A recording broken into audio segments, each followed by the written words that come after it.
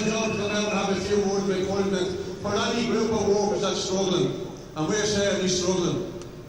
But we're not struggling that bad that we can't get in here today to show our discontentment or the content we have in that crowd over there.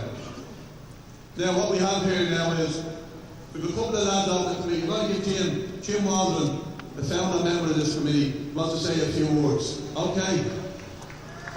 I just want to read the letter basically that we've handed into the Minister, and the press release that we also have gone out today. Attention Minister Dempsey and all members of the Oireachtas. Dear Minister of Transport and Taoiseach and members of the Oireachtas, the taxi drivers and their family protested on the streets of Dublin again today. Over 5,000 to date. There'll be more today, obviously. We are requesting to suspend the issue of taxi licences in any way possible. You have failed to accept this as a necessity. We believe we have several ideas that will enhance our industry.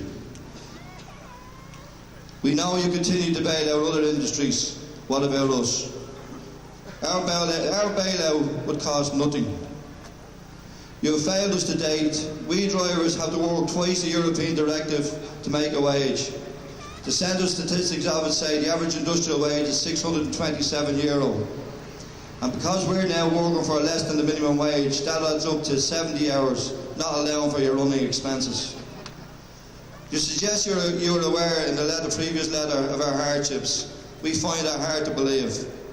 If you're aware, you would have met us before now. In fact, if you were aware of our dire situation, you would have called for the Good Body report to be prioritised. And you could have imposed some measures to aid us. You quote figures. I just want to say I did receive a letter prior to this, and the Minister quoted figures about the taxi industry. But anyway, you quote figures that suggest a drop in applications for taxi licences in December. This is obviously because there was no taxi test administered for several weeks prior to Christmas. The officers were tied up on Operation Free Flow, and this is according to the Garda Superintendent. I might add that this could be a temporary answer to our problems. 3,500 people are planning to sit the test in the next 4 months. Could that not be postponed?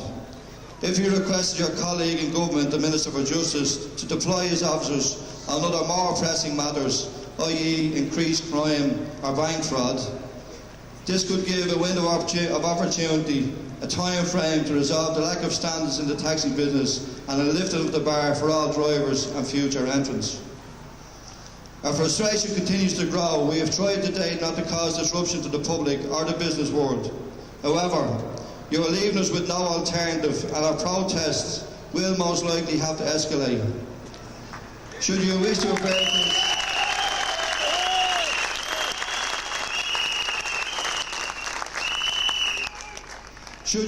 avert this, we are available to meet you at any time.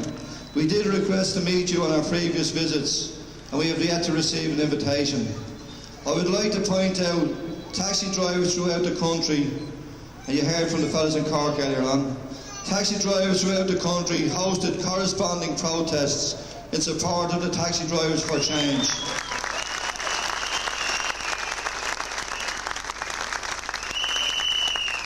We are aware the Good Body report is still overdue, and you instilled further fears by suggesting that this would have to go before an advisory council for their consideration. Time is of the essence. Drivers are in desperate times. Anticipating your reply, Jim Waldron, Taxi Drivers for Change.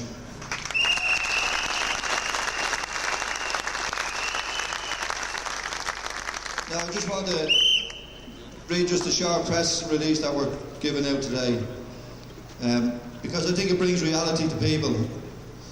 We continue to protest for the suspension of taxi licences in whatever way possible. We welcome the many drivers and their families and the unions throughout the country who protested in support of our aims. The standards of living continue to drop for drivers and their families. One example told to me yesterday, a young driver said he's cancelled his wedding. He can't afford one. I also want to highlight the death of a colleague who died recently. He worked in the Kestrels, I'm not going to name him, but he worked in the Kestrels, and he worked up till a week or so before he died. He couldn't afford to take his time off work. He was told